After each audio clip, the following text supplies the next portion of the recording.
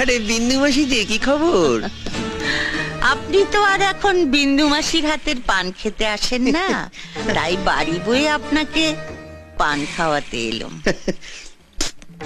সম্পর্কটা এখানেই শেষ করে দিলেন সামন্ত মশাই? এ তুমি কি বলছো মাসি? তোমার সঙ্গে আমার সম্পর্ক কি আজকের?